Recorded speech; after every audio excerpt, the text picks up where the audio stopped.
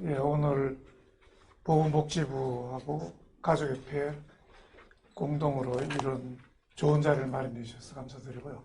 또 제가 처음으로 강의를 하게 돼서 정말 기쁘게 생각합니다. 이 정신질환을 가지고 있는 당사자분들 그리고 보호자분들이 이 이제 병에 대해서 이해를 잘 하셔야 됩니다. 그래야지만 병 치료를 잘 하고요. 또 이제 그렇게 잘 치료를 함으로써 예후가 좋아지는 거죠. 근데 이제 처음 병에 걸려가지고 잘 병을 이해를 못하는 경우에 이제 좀 자꾸 재발을 하고 또 경과가 안 좋고 이런 걸 보면 참 안타깝습니다. 그래서 오늘 제가 드릴 그 강의 내용은 정신질환에 대한 일반적인 이야기를 조금 드리고요. 결국 가장 중요한 거는 우리가 정신병에 걸리더라도 재발을 하지 않고 잘 지내는 게 중요합니다. 그래서 그런 재발을 하지 않고 잘 지낼 수 있는 그런 방법에 대해서 제가 좀 설명을 드리도록 하겠습니다. 일반적으로 정신질환이 어떻게 발병하느냐 하는 거를 이제 보시면은 전체적으로는 이제 생물학적인 또는 일부 이제 유전적인 가족력, 뇌, 뭐 이런데 이제 문제들이 있는 게 많죠. 그래서 이제 지금 여기 색깔을 보시면은 요 오른쪽에 파란 이 부위가 이제 생물학적인 요인이고요. 대개 질병에 따라 조금씩 다르지만 일반적으로 정신질환에서 이런 요인이 약 한 60% 내지 70%를 차지한다고 되어 있습니다. 그러니까 나머지는 환경적인 요인이죠. 그러니까 환경적인 요인보다 어떻게 보면 약간 생물학적인 요인이 좀 더 크다 이렇게 볼 수가 있는데, 환경적인 요인은 이제 주로 뭐 스트레스라든지 여러 가지 술, 뭐 마약을 한다든지 또 힘든 일을 한다든지 신체적으로 뭐 힘들어서 수면이 부족하다든지 여러 가지 그런 이제 외부적인 환경적인 요인입니다. 그래서 이제 유전적 생물학적 요인이 중요한데, 그러면은 생물학적 요인이 중요하니까 내가 그런 걸 가지고 있으면은 뭐 병에 걸릴 가능성이 높으니까 뭐 내가 어떻게 할 필요가 없지 않은가 이런 생각을 하시면 안 됩니다. 왜냐하면 이 이제 생물학적 요인이라는 거는 정신질환에 걸릴 그런 소인을 본인이 가지고 있는 경우입니다. 물론 소인이 없으면 좋은 거죠. 하지만 뭐 소인을 가지고 있는 사람도 있고 없는 사람도 있고 다 다른 거죠. 정신질환뿐만 아니고 다른 질환도 그렇고 다른 경우도 다 그렇습니다. 다 다르죠. 유전적으로도 다르고 다 다르기 때문에. 그래서 그런 소인을 갖고 있더라도 이제 환경적인 요인인 스트레스나 이런 걸 잘 관리를 하면 병에 걸리질 않죠. 그러니까 이런 소인이 있는 사람이 스트레스나 여러 가지 환경적인 요인이 겹치면 질병에 이제 이완이 되는 거죠. 이런 걸 이해를 좀 하셔야 되고요. 이제 다음에는 그래서 이제 유전적 영향이 어느 정도 있는가 이런 이제 그 연구들이 많이 있습니다. 뭐 잘 아시겠지만은 유전적으로 서로 이렇게 그 공통적인 유전자를 많이 가지고 있는 경우에 한쪽에서 발병을 하면 한쪽이 병에 걸릴 확률이 높습니다. 그 이야기는 유전적인 영향을 받는다는 거죠. 그래서 뭐 일반 인구에서 1%라는 건 여러분들이 잘 알려져 있잖아요. 근데 이제 뭐 일란성 상생하에서 한 명이 조현병에 걸리면 다른 한 명이 걸릴 확률이 뭐 한 50%쯤 된다. 그러니까 크게 보면 유전적으로 100% 동일하더라도 반은 걸리고 반은 안 걸리죠. 그러니까 결국 그게 환경적인 요인이라는 거죠. 그래서 이제 유전적 성향이 비슷할수록 많이 이제 걸린다는 게 저게 도표에 나와 있죠. 그래서 혹자는 이제 이런 이야기를 합니다. 그럼 유전병이냐? 조현병 유전병이냐? 유전병은 아니죠. 왜냐하면 우리가 유전병이라고 하면 어떤 유전자에 의해서 그게 그 다음 세대로 전달이 되어야 됩니다. 그래서 그 병이 걸려야 되는 거죠. 근데 이거는 다른 정신질환도 그렇지만 정신질환에 걸릴 소인과 관련이 있는 유전자입니다. 쉽게 말씀드리면. 그러니까 정신질환에 걸릴 여러 가지 취약성을 가지고 있는 거죠. 그것과 관련된 유전자죠. 거기에 스트레스가 오면은 이 취약하기 때문에 이제 병이 걸리는 거니까 조현병에 관련되어 있는 조현병의 유전자다 이렇게 보시면 안 되죠. 그냥 취약한 것과 관련 있는 유전자다. 그래서 유전병은 아니다. 이제 이렇게 생각을 할 수 있는 거죠. 그래서 뭐 유전 연구를 많이 합니다. 그래서 관련 있는 유전자가 뭐 100몇십 개 이렇게 찾아 있는데 아직도 뭐 그 유전자가 이 어느 정도 영향을 주는지는 잘 모르고요. 대개는 뭐 어떤 유전자를 발견하더라도 그 유전자가 주는 영향이 굉장히 적습니다. 굉장히 많은 유전자들이 뭐 서로 이렇게 서로 영향을 줘가지고 뭐 발병을 한다 이렇게 되어 있는데 아직은 잘 모르는 거죠. 그렇지만 유전적인 영향을 가지고 있다. 이제 이거는 굉장히 중요한 내용입니다. 왜냐하면 요 사이는 이제 이런 소위 말하는 취약성을 가지고 있는 유전자를 가지고 있는 사람들을 미리 우리가 골라내가지고 그 사람들을 미리 예방을 하는 그런 쪽으로 많이 가고 있습니다. 전 세계적으로. 그래서 이제 이런 걸 좀 잘 아실 필요가 있는 거죠. 왜 발병하는가? 이런 취약한 유전자가 있다고 해서 다 발병하는 게 아닙니다. 보시면은 크게 한 3번 정도의 이제 아주 중요한 시기가 있습니다. 그래서 첫 번째 시기는 태아죠. 태아에서 이제 이런 소위 말하는 이런 취약한 유전자를 가지고 있으면 태아가 뇌 발달을 하는데 약간 문제가 있을 수가 있습니다. 근데 그냥 대충 그냥 크게 봐서는 큰 문제가 없는 거죠. 그냥 약간 그냥 발달에 약간 문제가 있는데 문제는 그런 상황에서 이제 그러니까 임신 초기 대개 임신 초기 3개월이 제일 중요하다고 알려져 있죠. 그때 예를 들면 뭐 그 산모가 바이러스 감염이 된다든지 또는 뭐 술이나 담배를 피운다든지 뭐 여러 가지 그런 스트레스가 될 만한 그런 게 이제 산모들이 그게 노출되면 그게 이제 자궁을 통해서 혈관을 통해서 태아에 흘러가겠죠. 그러면 태아에 뇌발달을 하고 있는데 그런 요소들이 이제 영향을 줍니다. 근데 보통 사람들은 되게 괜찮아요. 일반적으로 되게 괜찮습니다. 확률적으로. 근데 이제 취약한 유전자를 가지고 있는 사람이니까 그런 바이러스 같은 그런 게 이제 들어가면 취약하니까 약간 더 뇌발달에 문제가 생길 수가 있습니다. 그렇게 해서 이제 태어나는 거죠. 근데 태어나도 사실은 뭐 큰 문제가 없죠. 약간 문제가 있으니까. 그렇게 해서 자랍니다. 그래서 이제 학교도 가고 뭐 이렇게 가는데, 그래서 이제 뭐 초등학교 이렇게 가면은 약간 이제 뭐 친구 관계에 조금 뭐 힘들다. 약간, 그것도 뭐 많이 힘든 건 아니고 약간 힘든. 뭐 뇌가 약간 발달에 문제가 있으니까. 그렇죠. 그래서 뭐 어떤 친구들은 왕따를 당합니다. 약간 그러니까 애들이 놀리죠. 이제 그런 시기를 좀 지나고 난 다음에 청소년기가 되면 아주 중요한 시기입니다. 이 시기가 굉장히 중요한 시기인데 이 시기가 시냅스라고 제가 좀 이따가 설명을 좀 드릴 건데 정상적으로 쓸모없는 가지 신경세포들이 연결되어 있는데 그 연결되어 있는 가지들이 필요 없는 것들을 이렇게 가위로 자르는 듯이 자릅니다. 그 이제 프루닝, 가지치기 이렇게 이야기를 하죠. 그 시기가 이제 이렇게 그런데 그 시기에 이게 과도하게 가지를 치버립니다. 그러니까 필요한 연결인데도 가위로 잘라버려요. 그러니까 어떤 일이 벌어지냐면 그 신경세포들의 연결이 정상적으로 있어야 되는데 그걸 막 자릅니다. 문제가 있겠죠. 그래서 이런 이제 병에 걸리는 청소년기는 그런 현상들이 나타나죠. 그래서 과도한 가지치기를 하게 되고요.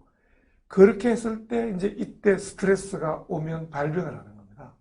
여기 스트레스라는 것은 과도한 인지 기능이 뭐 과도하게 뇌에 이제 막 부담을 준다든지, 또 이 시기는 굉장히 2차 성징이 나타나는 호르몬의 변화가 많죠. 그래서 뭐 굉장히 이 청소년기가 여러분들 뭐 그 아이들 또는 본인 생각해 보시면 아시겠지만 정말 그 뭐라 그럴까 폭풍적인 뭐 그런 예? 노도의 시기 뭐 이런 이야기를 하죠. 그래서 그만큼 이게 청소년기의 뇌는 굉장히 이게 막 지금 질풍노도의 시기라 그러죠. 그래서 이제 굉장히 이 뇌가 정말로 뭐 이 급격하게 변화가 있습니다. 예, 이런 경우에 이제 잘 이게 지낼 수 있도록 해주면은 잘 넘어가죠. 그러니까 그런 취약성을 가지고 있더라도 잘 이렇게 소위 말하는 잘 돌봐가지고 넘어가면 잘 되는데 그게 안 되면 이제 발병을 하는 거죠. 일단 발병을 하면 문제가 뭐냐 대부분은 뇌가 점점점 손상을 보이게 됩니다. 그래서 신경퇴행성 변화를 일으키죠. 물론 일부에서는 뭐 관계없습니다. 일부에서는 한 번으로 그냥 좋아지기도 하고 그런데 그냥 확률적으로 일반적인 이야기를 제가 말씀드리는 겁니다. 그렇게 해서 이렇게 몇 개의 아주 중요한 시기가 있다는 걸 제가 말씀을 좀 드리고요. 이 그림은 좀 복잡합니다. 복잡한데 제가 외국 그 논문에서 따왔기 때문에요. 지금 보시면 지금 이게 지금 잘 저게 까만 게 이 까만 선 그게 제일 오른쪽에 노멀이라고 되어 있죠. 저게 정상입니다. 그래서 거기 보시면은 X축에 childhood라고 되어 있죠. childhood, adolescence, adulthood. 청소년기, adolescent, childhood, adolescent를 보시면 synapse elimination이라고 되어 있어요. 이게 이제 가지치기입니다. 정상적으로는 그 전에 시냅스, 소위 말하는 서로 신경세포들이 막 연결이 많이 되어 있다가 이때 자르기 시작을 합니다. 그러니까 그게 줄어들죠. Y축이 dendritic spine number라고 되어 있는 그게 이제 서로 연결이 어느 정도 많이 되어 있는가를 보는 겁니다. 정상적으로 그때 많이 자릅니다. 왜냐면 그 전까지는 서로 막 연결을 해요. 연결 막 하다가 이제 그때가 되면 필요 없는 건 잘라야 돼요. 그렇지 않으면 너무 비효율적이잖아요. 막 잘라서 이게 줄어들죠. 그러다가 이제 이렇게 가는 거예요. 제가 한 예로 AD라고 되어 있는 파란 선을 제일 밑에 파란 선을 보시면 알츠하이머스 디지즈입니다. 치매예요. 근데 정상적으로 쭉 가다가 나이가 들어서 확 떨어지죠. 저게 이제 뇌가 손상이 당하면 그 연결되어 있는 것들이 막 끊어지고 이러니까 확 떨어지죠. 저게 이제 치매예요. 그런데 조현병을 보시면 저게 동그라미로 빨갛게 해놓은 SG라고 스키즈프레니아 그걸 보시면은 연두색으로 되어 있는 거 보시면 청소년기에 약간 이게 떨어지죠. 정상인보다. 떨어지고 하다가 어른이 되면 이제 좀 떨어진 게 유지가 되죠. 그러니까 정상인보다는 가지치기를 좀 많이 하는 거예요. 그러니까 필요한데 이걸 잘라버려요. 그래서 이제 정보의 전달이 좀 문제가 있다. 이제 그렇게 우리가 볼 수가 있죠. 조현병을. 이제 제가 조현병에 대한 일반적인 그런 이야기 좀 드렸고요. 그 이제 조현병이 왜 지금 조현병이냐 하는 거는 이런 측면에서 우리가 이제 정신분열병에서 조현병이라 바꾸었죠. 현을 조절하는데 문제가 있다. 현이라는 건 제가 말씀드린 대로 신경세포의 연결을 그냥 그런 현악계 줄로 이렇게 생각할 수 있도록 하는 거고요. 그 다음에 이 연결, 제가 말씀드린 것처럼 정상적으로 연결이 되어 있어야 되는데 이 연결이 잘 안 되고 이렇게 뭐 끊어져 있다든지 또 연결이 좀 이렇게 소위 말하는 느슨하게 되어 있다든지 신경세포끼리 연결. 그게 문제가 있다는 것 때문에 조현병이라고 이렇게 약간 상징적인 의미로 이름을 바꿨는데 상당히 이게 지금 생물학적으로도 맞는 이야기고 과거에 조현병이 정신분열병이 아주 옛날에 그라펠린이라는 사람이 그런 이야기를 했었죠. 그라펠린 또 이야기를 했지만 브로일러라는 사람이 그 이야기를 했죠. 이제 그 어소시에이션에 문제가 있다. 그러니까 생각이 서로 이렇게 연결되어 있는데 이게 연결이 약간 문제가 있다. 생각의 연결도 이게 결국 연결이죠. 연결이 느슨하니까 느슨해서 이게 딱딱 생각이 진행이 정상적으로 되지 않고 약간 느슨하게 되어 있어서 약간 옆으로 좀 새는 것도 있고 또 뇌를 봐도 신경세포 연결이 좀 느슨하고 상당히 이게 참 적절한 용어다 이런 생각이 듭니다. 그래서 조현병이라고 하고 있고요. 조현병의 증상은 뭐 제가 요거는 넘어가겠습니다. 중요한 걸 제가 말씀드려야 되기 때문에 아마 요 자료는 여러분들한테 아마 다 배포가 될 것 같고요. 대신 이제 이 자료 중에 제 개인 자료가 아니고 다른 데서 제가 따온 자료들이 있기 때문에 그냥 본인이 그냥 공부하는 데는 쓸 수 있지만 이걸 또 다른 분들한테 공개적으로 막 돌리고 이러면은 저작권 문제 여러분들이 걸릴 수가 있습니다. 그래서 그거 조심하시고요. 그냥 혼자 이걸 보시고 뭐 그냥 공부하시는 거는 그냥 하실 수가 있습니다. 그래서 이걸 보시면은 잘 이해가 될 거니까 제가 중요한 걸 위주로 그냥 넘어가도록 하겠습니다. 조현병의 증상들은 뭐 여러분들이 잘 아시겠죠? 특히 양성 증상과 음성 증상이 있다. 그거는 이제 조금 아셔야 되고요. 양성 증상은 주로 정상적으로 없어야 되는데 막 나타나는 거예요. 환청을 들었다든지 뭐 망상 같은 거 막 있다든지 약간 뭐 조례가 많지 않은 이야기를 한다든지 또는 뭐 행동이 뭐 과도하다든지 이런 것들이요. 음성 증상은 정상적으로 좀 있어야 되는데 없는 거예요. 감정의 표현이 좀 있어야 되는데 뭐 감정 표현이 좀 떨어지고요. 없고 의욕도 좀 없고 없어지고 대인관계도 좀 줄어들고 혼자 있기 좋아하고 뭐 이런 거죠. 정상적으로 뭐 이렇게 대인관계도 가지고 해야 되는데 그냥 혼자만 자꾸 방에서 지내고 이런 거죠.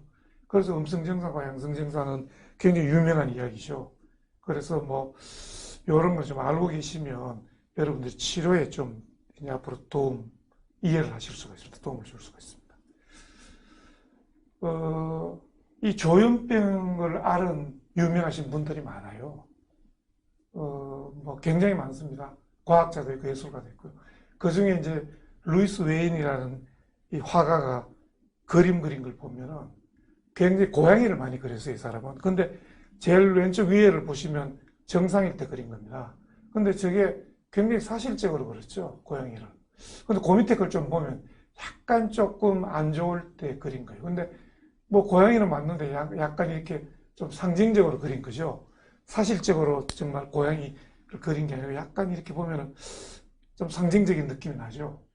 그리다가 이제 오른쪽을 보시면 이제 점점 병이 많이 심해지고 이러는 걸 보면 이게 고양이라고 보기 어려울 정도로 점점 이 그림이 해체가 돼요. 고양이가. 그래서 이제 병이 이제 진행이 되면서 그러다가 또 이제 좋아지면 또 다시 원래대로 돌아가요. 그래서 이런 걸 보시면 여러분들이 일상생활 하실 때도 힘드시겠지만 여러 가지 이제 예술가들도 자기 예술 작품을 만들 때도 이런 영향을 받는다. 이제 그런 말씀을 드릴 수가 있겠습니다. 이게 경과입니다. 경과는 조금 잘 이해를 하실 필요가 있고요. 지금 경과는 제일 왼쪽이 발병전이고요. 그 다음이 보면은 조금 이제 고위험군, 증상이 약간 나타날 정도입니다. Y축은, 그냥 기능의 수준입니다. 그래서 기능이 괜찮다가 조금 떨어지죠. 조현병 고위험군일 때. 그러다가 조금 많이 떨어지면서 증상이 나타나면 이제 진단 시기가 됩니다. 저때가. 그러면서 발병이 생기는 거죠. 첫 발병이 되어 있고요. 그러면서 뭐 치료를 받고 좋아졌다 나빠졌다 그러면서 이제 만성으로 가고 있죠. 그래서 이제 경과가 양성 증상은 초기에 좀 많이 나타나고요. 저기 보시면 그림에 음성 증상은 오히려 말기 쪽으로 갈수록 만성적으로 갈수록 좀 이제 많이 나타난다. 그런 걸 보실 수가 있습니다. 실제 경과를 보시면은 발병이 되어 있다가 치료를 하고요. 이제 이렇게 보시면 완전 호전 10%. 요거는 이제 90년대 데이터입니다. 이런 연구를 하기가 굉장히 어렵습니다. 지금은 이거 하기가 쉽지가 않아요. 그래서 이제 90년대 이걸 보면 완전 호전이 10%, 일부 호전 30%, 그 만성 재발이 45%, 치료 반응이 없으면 15%입니다. 지금은요, 한 완전 호전과 뭐 약을 먹으면 거의 호전되는 그러게 한 3분의 1, 30% 정도고요. 그런 분들은 뭐 한 번으로 끝나는 분도 있고 또는 재발했다 하더라도 약을 좀 먹으면 금방 좋아지는 분들이에요. 그 다음에 이제 약을 먹으면 좋아지는데 약간 후유증이 좀 남아있어요. 그래서 약간 대인관계도 조금 뭐 꺼려한다든지 뭐 약간 증상들이 있는, 그리고 또 약을 안 먹으면 또 재발하고 그러면서 재발했다 좋아졌다 좋아졌는데 약간 후유증이 남아있고 이런 사람들이 한 3분의 1. 그리고 치료를 하는데도 치료가 좀 되긴 되지만 완전히 좋아지지 않고 조금 기능의 장애가 조금 중등도 내지 좀 심한 사람들, 그런 사람들은 10%는 15% 됩니다. 그러니까 이렇게 생각하시면 돼요. 처음 생겨서 치료를 받아서 정말 치료를 잘 받는 분, 그런 분들은 3분의 1은 그냥 정말 보통 생활을 다 합니다. 그 중에 일부는 물론 약물도 먹지만 뭐 소량을 먹으면서 뭐 직장 생활을 뭐 굉장히 잘해요. 3분의 1. 나머지 3분의 1 이상 40% 정도는 약을 잘 먹고 이렇게 하면 좋은데 또 뭐 약을 안 먹고 또 그러면 재발하고 또 먹으면 좋아지고, 그러니까 자꾸 재발하니까 기능이 좋아지더라도 한계가 있죠. 좋아지는데 이런 분들이 상당히 많아요. 그래서 이런 분들이 조심을 해야 돼요. 이런 분들은 치료를 잘 받으면 좋은데 치료를 안 받고 자꾸 재발하는 거예요. 근데 반응이 없는 분들이 정말 문제예요. 이분들은 이제 제가 뭐 여러 가지 약물을 쓰고 또 뭐 클로자핀도 쓰고 전기치료도 쓰고 뭐 그렇게 해서 좋아지는 분들도 있고, 이제 뭐 또 그렇게까지 해도 또 증상이 남아있는 분은 일부 있고, 그래서 참 안타까운 상황인데, 그런 분들은 앞으로 이제 또 좋은 치료법이 나오기를 기대하면은 또 아마 여러 가지 좋은 치료법이 지금 개발 중이니까요. 너무 실망하지 마시고, 이제 약들이 자꾸 나올수록 점점 반응이 좋은 쪽으로 가고 있다, 이렇게 생각하시면 됩니다. 이걸 보시면요, 지금 제일 왼쪽이 발병할 때예요. 근데 발병하고 난 다음에 5년 후에 MRI를 찍었더니 이 시커멓게 되어 있는 이게 이제 그냥 공간이 좀 넓어졌잖아요. 넓어진 게 뇌 실질은 조금 이게 위축이 되어 있다는 거예요. 10년이 지났더니만 더 위축이 되죠. 뇌 실질이 위축이 되니까 저 공간이 더 커지는 거예요. 그래서 여러분들이 치료를 잘 받으면 저런 변화를 좀 줄일 수가, 막을 수가 있는데, 치료를 잘 안 받고 하면 저게 점점 진행이 돼가지고 결국은 뭐 어떻게 됩니까? 치매처럼 돼요. 그래서 옛날에 약물이 없을 때는 조현병을 조기 치매라고 했지 않습니까? 40대, 50대에 치매 증상이 나타나는 거예요. 뇌가 치매처럼 되는 거죠. 예, 그래서 여러분들 치료를 잘 받으시는 게 중요하다. 그래서 뭐 지금 여러 가지 이제 연구를 해서 뭐 뇌 피질의 두께는 어떻다는 등 뭐 이런 연구를 많이 하고 있습니다.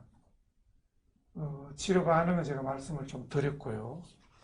이거는 그냥 넘어가도록 하고요. 그래서 뇌 구조를 제가 조금만 말씀을 드리면, 우리 뇌가 이렇게 생겼죠. 제일 왼쪽처럼. 옆에서 보는 그림입니다. 그래서 왼쪽은 전두엽, 앞쪽이니까. 이제 저 위쪽은 부정엽, 그 아래쪽은 이제 소뇌, 또 오른쪽은 후두엽, 이렇게 되어 있죠. 그 이제 오른쪽 그 뇌를 잘 그린 걸 보면 그 적혀 있습니다. 그리고 이제 그 현미경으로 이렇게 보면 저 위쪽에 보면은 피질이라고 되어 있는 이제 소위 회백질입니다. 그게 신경세포의 몸체가 있는데 보시면 까맣게 이렇게 막 되어 있죠. 그게 신경세포의 몸체예요.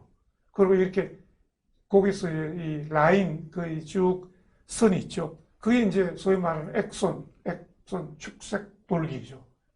근데 저게 이제 일종의 신경세포들이 이제 저걸로 연결이 되죠. 저게 이제 기타나 뭐 이런 현악기의 줄로 이제 우리가 좀 상징적으로 해서 조현병 이렇게 한 거죠. 실제로 보면 저렇게 되어 있죠.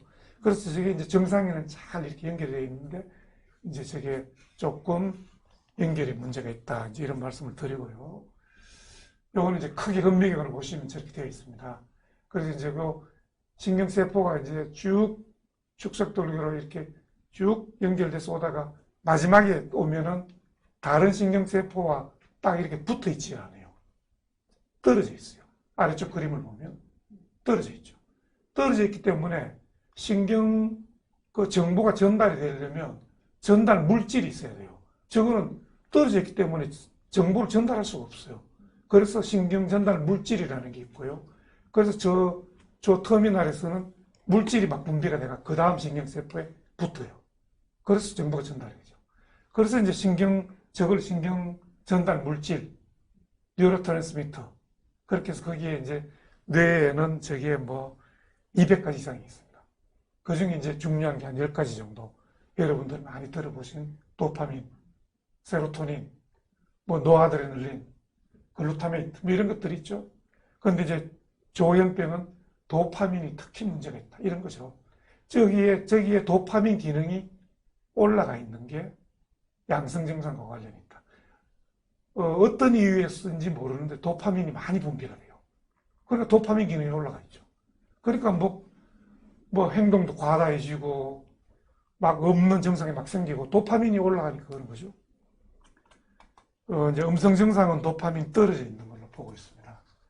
그래서 이걸 좀 더 크게 보면 이렇게 되어 있죠. 그래서 도파민이 많이 분비되는 그런 거죠. 근데 이제 왜 음성 증상이 생기고 양성 증상이 생기는가 하면은, 음성 증상은 전두엽에 오히려 도파민이 떨어져 있는 게 문제다. 그게 오히려 음성 증상이 문제고, 인지기능. 양성 증상은 오른쪽에 도파민이 과다한 게 문제다. 그런데 우리가 쓰는 항정신병 약물은 보시면 초기에 개발된 거는 다 도파민 수용체를 막는 거예요. 지금 보시면 제일 왼쪽이 초기에 발견된 클로르프로마진이라는 항정신병 약물의 구조예요. 약간 중간에 있는 게 도파민이에요. 거의 비슷하죠? 그러니까 도파민이 붙어야 될 그 수용체에 저 클로르프로마진이 붙어가지고 도파민이 붙지 못하게 만드는 거예요. 그래서 도파민이 붙지 못하니까 도파민 활동이 감소되는 거죠. 그렇게 해서 이제 문제가 생기는 그런 거를 우리가 치료를 하는 거죠. 그래서 그런데 문제는 어디 있는가? 이렇게 하면 도파민 기능이 떨어지잖아요. 그럼 음성 증상은 도파민 기능이 전두엽에 떨어져 있는 게 문제인데 음성 증상은 좋아지지 않겠죠? 오히려 나빠질 수도 있어요. 그래서 문제입니다. 그래서 여러분들이 뭐 치료가 됐는데 의욕이 없고 혼자 지내고 뭐 친구도 안 만나려고 하고 그게 다 음성 증상입니다. 그런데 불행하게도 지금 음성 증상을 좋게 하는 알려진 약은 없습니다. 지금 굉장히 많은 약들이 개발되고 있어요. 개발 중입니다. 그래서 만약에 음성 증상을 치료하는 약이 나오면 이제 그 약을 같이 투여를 하면 치료가 되고 나면 이제 양성 증상도 좋아지고 음성 증상이 좋아지니까 뭐 거의 정상처럼 되겠죠. 그럼 이제 의욕도 생기고 환자분들이 제일 불편한 게 그겁니다. 치료받고 난 다음에 의욕이 없다, 뭐 기운이 없다. 이제 부작용일 수도 있지만 음성 증상이 좋아지지 않아서 그런 거죠. 그래서 이제 예를 들면 전두엽에 이렇게 앞쪽에 이게 뭐 어떻든 활동성이 떨어져 있던데 약을 쓰면 네, 여기 PDF 파일이라서 죄송합니다. 오른쪽에 이제 그 약을 쓰고 난 다음에 이 활동성이 올라간 그림이 있는데 제가 보여드리지를 못하네요. 어쨌든 그래서 약물을 쓰면 뇌 기능을 바꿀 수 있다 이런 겁니다. 그래서 도파민 과잉으로 조현병이 생기는 것은 양성 증상이다. 그리고 그거 수용체를 막는 게 항정신병 약물의 기전이다. 맞기 때문에 도파민이 붙지를 못해서 도파민 활성을 할 수가 없어서 치료가 되는 거다. 이런 거죠. 제가 오늘 말씀드리려고 하는 중에 두 번째로 중요한 게 나옵니다. 치료 반응이 안 좋은 게예요. 치료 반응이 안 좋은 경우예요. 첫 번째는 재발이 잦은 경우입니다. 그래서 가장 중요한 게 재발을 막는 겁니다. 재발을 하면 할수록 뇌가 손상이 되기 때문에 재발을 막는 게 가장 중요한 치료 전략입니다. 두 번째는 치료받지 않는 기간이 길수록 좋지 않습니다. 그러니까 치료를 빨리 받아야 됩니다. 증상이 나타나면 치료를 빨리 받아야 됩니다. 지금 현재는 제가 아까 말씀드렸지만 증상이 나오기 전에 검사를 해서 혹시 이분이 정신병에 걸릴 확률이 높을까? 그런 거를 평가를 해서 미리 스트레스를 뭐 조절해 준다든지, 긴장이완 훈련 같은 걸 해서 뭐 여러 가지 뭐 한다든지, 뭐 이렇게 해서 미리 예방을 합니다. 그러니까 증상이 나오면은 빨리 일단 치료를 받는 게 중요합니다. 세 번째는 병의 발전이 매우 서서히 진행되는 경우입니다. 오히려 병이 확 생기는 경우는 오히려 예후가 좋아요. 그게 되게 양성증상이 나오는 경우가 그런 경우가 많고요. 음성증상이 주인 경우는 천천히 진행이 됩니다. 그러니까는 가족분들도 좀 원래 내성적인 성격인데 조금 더 요새 그런 것 같다. 뭐 이렇게 봅니다. 병을 보지 않고. 그래서 치료를 늦게 시작을 하죠. 좋지 않습니다. 네 번째, 음성증상과 인지기능이 저하가 있는 경우입니다. 제가 말씀드렸죠. 음성증상을 치료하는 약이 현재로서는 알려진 약이 없기 때문입니다. 다섯 번째는 생활 습관입니다. 술을 많이 먹는다든지, 담배를 피운다든지, 불규칙적인 생활을 한다든지, 마약을 먹는다든지, 여러 가지 그런 것. 이 다섯 가지를 여러분들이 꼭 기억을 하셔야 됩니다. 이건 굉장히 좋지 않은, 치료 반응이 좋지 않은 겁니다. 제가 앞으로 지금 말씀드릴 내용들이 전부 이 내용에 관련된 자료들을 보여주는 거기 때문에, 일부는 제가 빨리 넘어가도록 하겠습니다. 다섯 가지를 꼭 기억을 하시고, 이 다섯 가지를, 하지 않도록 하셔야 예후가 좋습니다. 지금 이제 다 데이터입니다. 외국에서 네덜란드에서 연구를 했더니만 두 번째 재발, 세 번째 재발이 되니까 오른쪽으로 할수록 Y축은 정상이 있는 비율입니다. 점점 치료가 잘 안 되죠. 재발할수록 치료가 완전히 좋아지지 않습니다. 이런 자료가 있는 거죠. 그러니까 여러분들이 그러나 첫 재발까지는 정상이 남아있는 비율이 10% 이하죠. 나머지는 그냥 다 좋아지고 정상이 약간 남아있는 경우가 10%도 안 되는 거예요. 근데 두 번째 재발이 20%, 세 번째 재발하면 그 25% 이상이 치료가 잘 안 되는 경우. 문제가 있는 경우죠. 그 다음에 왼쪽을 보시면, 약을 잘 먹는 경우, 오른쪽으로 갈수록 약을 복용을 잘 하는 경우, 이걸 약물 수농도라고 하죠. 보시면은 80%, 90% 약을 잘 먹은 분들은 재발을 10% 이하로 하죠. 8% 이렇게 되는데, 제일 왼쪽에 보시면 10%, 20%, 약을 10분의 1만 먹는다. 잘 안 먹는다. 아침만 먹고 저녁 안 먹는다. 이렇게 하면 재발률이 확 높아지죠. 그래서 약을 잘 먹을수록 재발률이 점점 떨어지고, 오른쪽도 마찬가지죠. 약을 안 먹으면 재발이 점점 하는 빨간색입니다. 재발하는 사람들이 많아진다. 경과, 지금 또 한 번 말씀드리지만 재발할수록 치료 반응이 떨어진다. 재발할수록 뇌의 퇴행이 일어난다. 아래쪽에 MRI를 보시면 아까 그림 보여준 대로 점점 안 좋아지는 거죠. 저기 벤트리클, 그러니까 공간이 커지는 거죠. 공간이 커지는 거는 그 옆에 있는 뇌 실질이 위축이 되는 겁니다. 그 뇌 위축이 되니까 그게 아주 심하게 되는 게 치매죠. 그러니까 굉장히 문제가 생기는 거죠. 그러니까 치료를 잘 받아야 되는데 가장 중요한 게 재발을 막는 겁니다. 그 중에 하나로 제가 장기지속성 주사제를 제가 하나 말씀을 드리겠는데, 제가 이 이야기는 할까 말까 좀 망설이다가 넣었습니다. 특정 제약회사를 좀 이야기를 하는 거 아닌가 이런 생각을 하실 수가 있는데, 지금은 그렇지 않습니다. 장기지속성이 몇 개 제약회사에서 나오고 있고요. 앞으로 굉장히 많이 나옵니다. 그리고 실제로 외국에서 데이터 연구 결과가 그렇게 나오기 때문에 이야기를 안 드릴 수가 없습니다. 지금 이 왼쪽 그 아주 유명한 논문인데요. 유럽에서 발표된 건데 보시면 가장 효과적인 게 뭐가 되어 있습니까? 제일 왼쪽 위에 빨간 걸로 된 게. 그게 장기 지속적인 주사제입니다. 두 개 다. 가장 효과적입니다. 그 다음이 뭡니까? 세 번째가 클로자펜이라고 되어 있죠. 그 빨간 박스 중간에 있는 게 클로자펜입니다.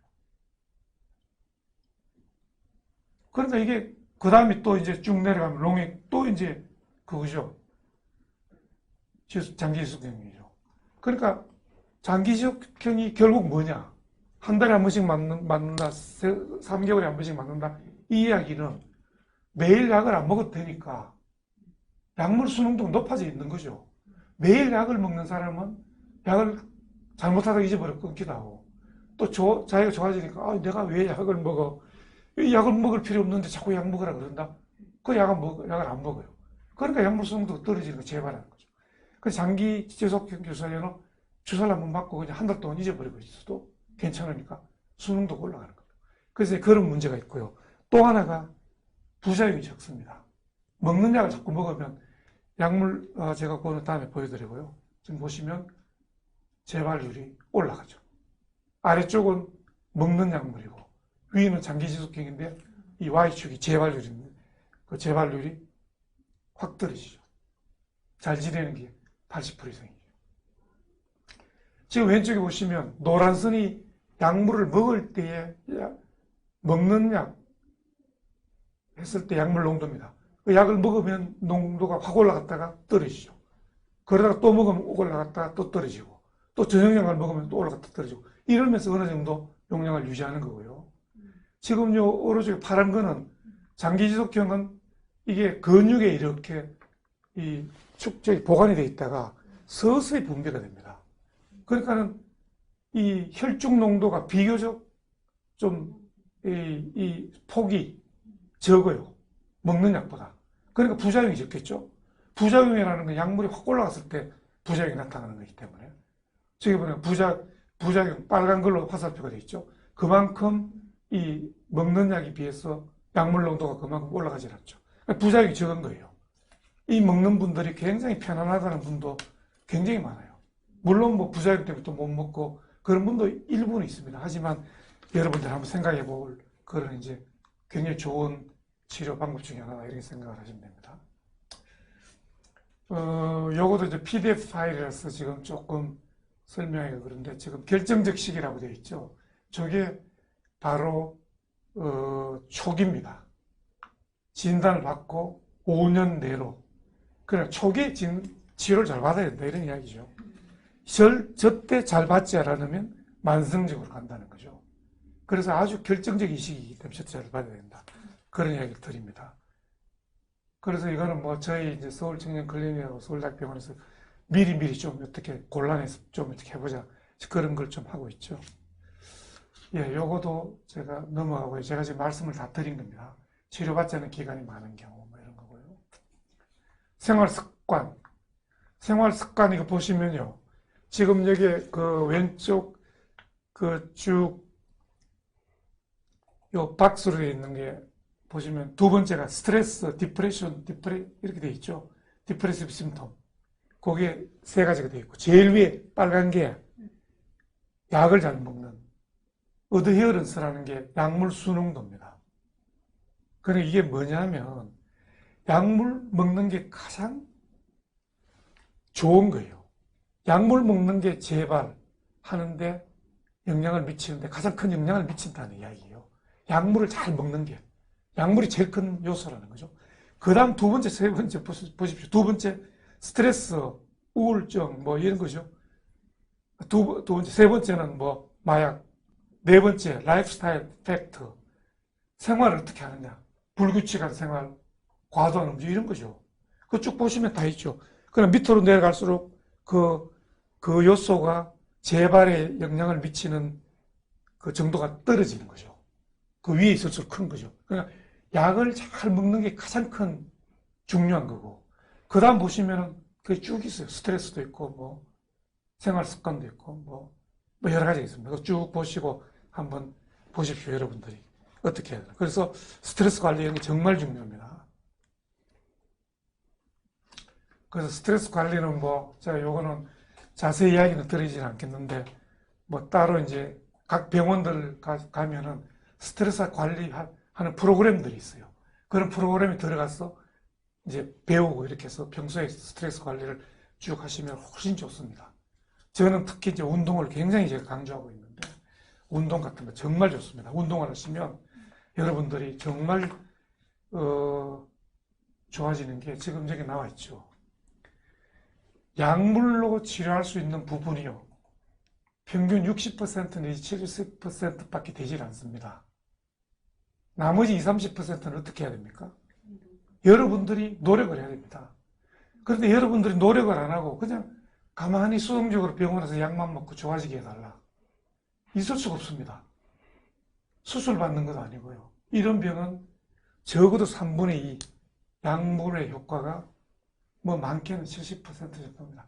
여러분들이 아무리 약을 잘 먹고 좋은 약을 쓰고 해도 물론 100% 약으로 좋아지는 사람도 있죠.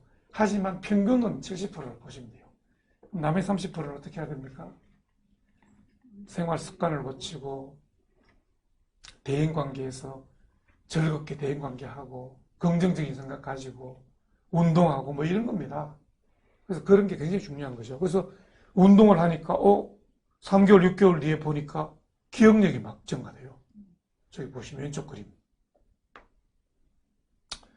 그 다음에 뭐 오른쪽 그림도 보면은 생활이 규칙적인 사람과 불규칙적인 사람. 오른쪽이 불규칙적인 사람인데 저게 높은 게 아주 좋지라는 거예요. 인지 기능이 안 좋죠. 규칙적인 사람이 좋아요. 왜냐면 우리가 불규칙적이면 생활 리듬이 깨지면요. 우리 몸에 나온 호르몬이 일중 그 변화가 다 깨져버려요. 그게 스트레스를 약화시키는 거죠. 스트레스가 약화되는 거죠. 정말 안 좋죠. 그러니까 여러분들 스트레스 관리가 정말 중요합니다. 그래서 운동의 효과는요, 그 아래쪽에 보시면 신경전달 물질의 균형을 증가시키고 엔돌핀을 방출합니다. 정말 좋겠죠. 기분이 좋아지죠. BDNF라는 신경보호효과 물질이 증가합니다. 이 이야기가 무슨 이야기입니까? 뇌의 신경세포가 다시 생기기도 하고 있는 신경세포들의 기능이 좋아진다는 거예요. 그런 물질이 나오는 거죠. 정말 뇌가 기능이 좋아져요. 스트레스 호르몬이 감소됩니다. 스트레스성 산화물질이 감소돼요. 자기 효율성이 증대되고 정말 중요합니다. 그래서 저는 재활에 오는 환자분들한테 들어오면 제일 묻는 게 운동했느냐고 묻습니다. 그래서 어떤 분은 저한테 와서 그런 얘기를 해요. 우스갯소리로. 아니 선생님은 헬스 트레이너입니까? 오기만 오면 운동했느냐고 묻는데 그것만 묻습니까? 그런 이야기를 저한테 하는데 정말 운동이 좋습니다. 중요합니다. 정말 운동을 하면 재발도 막게 됩니다. 그래서 운동은 정말 중요하다는 걸 제가 정말 누차 강조합니다. 제가 그래서 앞으로 운동에 대해서 제가 한번 강의를 좀 할까 싶은 생각을 있어요. 운동에 대한 굉장히 운동이 중요합니다. 일반적인 건 주 3회 30분 중등도 이상.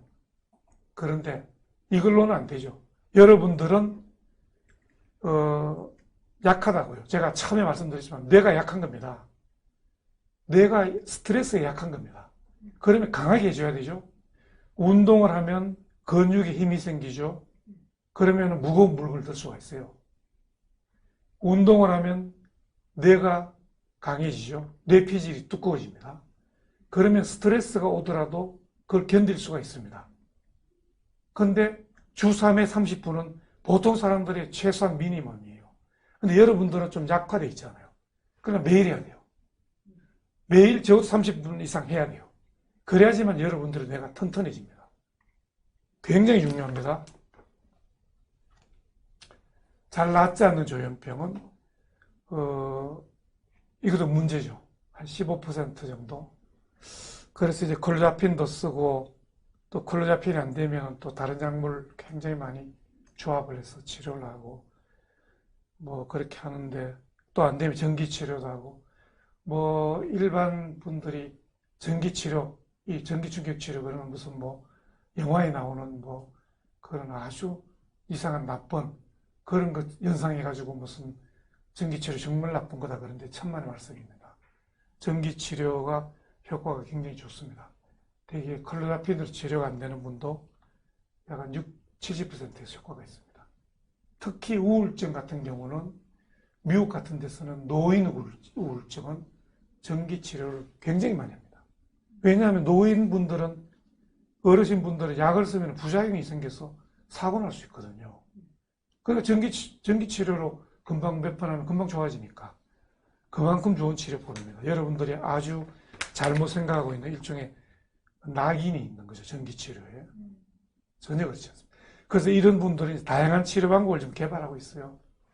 약물도 개발하고 있고 뭐 꼭 전기치료뿐만 아니고 뭐 뇌를 어떻게 이렇게 뭐 뇌 기능을 이렇게 바꿀 수 있는 그런 방법들을 굉장히 많이 개발하고 있습니다. 현재. 이제 사회적인 이슈는 제가 조금 넘어가겠습니다. 이거는 뭐냐면 보통 사람들이 우리 신문에 왜 조현병 환자분들이 뭐 살인을 했다, 뭘 했다 이렇게 나오잖아요. 그래가지고 마치 조현병 환자분들은 위험한 사람이다, 살인범이다 이렇게 일반인들이 생각하는데 전혀 그렇지 않습니다. 대부분의 조현병 환자들은 괜찮고요. 결국 제가 아까 말씀드린 대로 치료를 잘 받지 않고 해서 재발을 해서 급성기에 어떤 망상이나 피해 망상이나 이런 것 때문에 자기가 막 겁이 나가지고 먼저 이렇게 막 행동을 하는 거죠. 보호하기 위해서, 자기를 보호하기 위해서. 그런 경우가 이제 그런 사고를 이제 낼 수가 있죠. 근데 그거는 사실은 굉장히 드물게 나오는 경우입니다. 그런데 신문에는 이제 환자분이 그랬다 그러면, 이건 뭐 정말 뭐 이슈가 되겠는데, 그래서 신문에 막 내니까 보통 사람들은 뭐 조현병 환자분들이 그렇다 이렇게 생각하는데 그렇지 않고 여러분들 여기에 대해서 뭐 전혀 기죽을 필요 없습니다. 그럴 필요 없고 대부분의 분들은 일반 분들하고 잘 살아갈 수 있고요. 단지 조심해야 될 게 강력범죄. 강력범죄가 일반인보다는 좀 많다고 되어 있습니다. 일반적으로 범죄를 일으키는 것은 굉장히 적어요. 근데 그 중에 범죄를 봤더니 강력범죄만 뽑아내서 봤더니만 그냥 일반인들이 강력범죄 일으키는 것보다는 조현병 환자분이 죄송합니다. 일으키는 게 좀 더 많더라는 겁니다. 그래서 그건 급성기에 치료를 안 받아서 그런 거죠. 그래서 유지치료가 굉장히 중요합니다. 재발을 막는 게 중요하고요. 요것도 제가 뭐 누차 강조를 했기 때문에 점점 유지치료가 중요하고요. 재발을 어떻게 한다, 뭐 시간이 지나면 어떻게 한다 이런 거 쭉 보시면 압니다. 전부 다 이거는 연구한 걸 제가 가져온 겁니다. 추적 연구. 18개월, 1년 6개월 추적했더니 뭐 붙었다. 3년 동안 했더니만 뭐 치료를 잘 받는 사람은 좋고 잘 안 받는 사람은 뭐 재발 잘하고 뭐 이런 겁니다. 약물을 중단하면 어떻게 된다. 재발이 위험하다. 뭐 이런 거죠. 제가 지금 말씀드린 겁니다. 자, 이제 마지막입니다. 팁을 제가 3가지씩 드리겠습니다. 주변 사람과 가족과 환자분들에게. 주변 사람한테는 첫 번째, 회복을 하고 재발을 피하는 데는 주변 사람들이 굉장히 중요합니다. 가족분들이. 첫 번째, 조현병에 대해서 알아야 됩니다. 가족들이 모르면 안 돼요.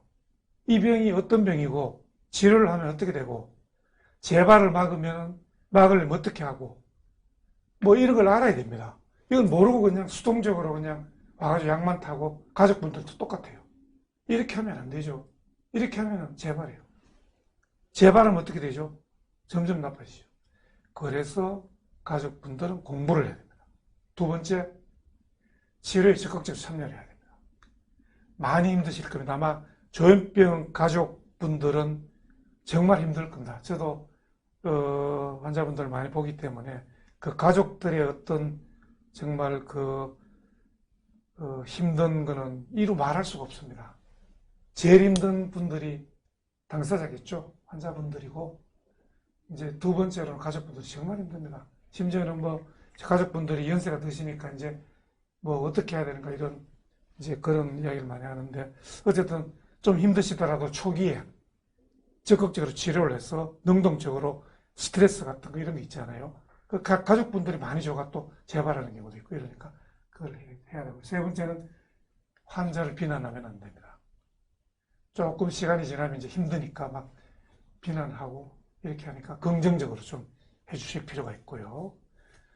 이제 당사자 환자분들에게 도움이 되는 팁은 제일 중요한 목표는 재발을 방지하는 겁니다. 재발.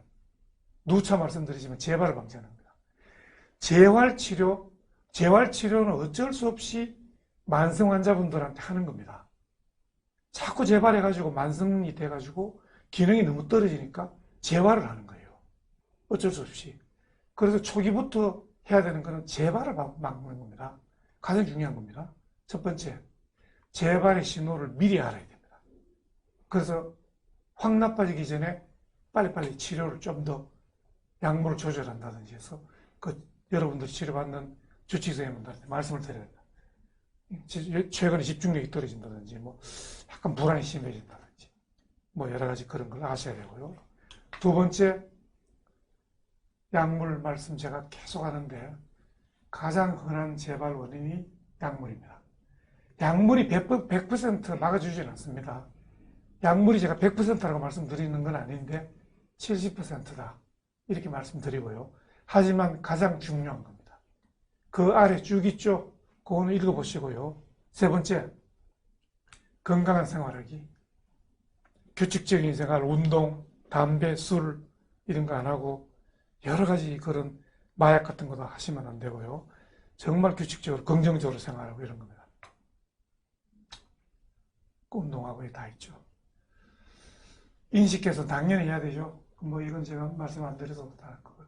그래서 여러분들 마무리로 제가 말씀을 드리면 제가 이제 시간이 다 됐습니다. 제가 조금 늦게 시작했기 때문에 이제 2시 딱 맞게 제가 끝내게 됐는데 조현병은 10대 후반에서 30대 중반에 걸쳐서 발병을 하고요.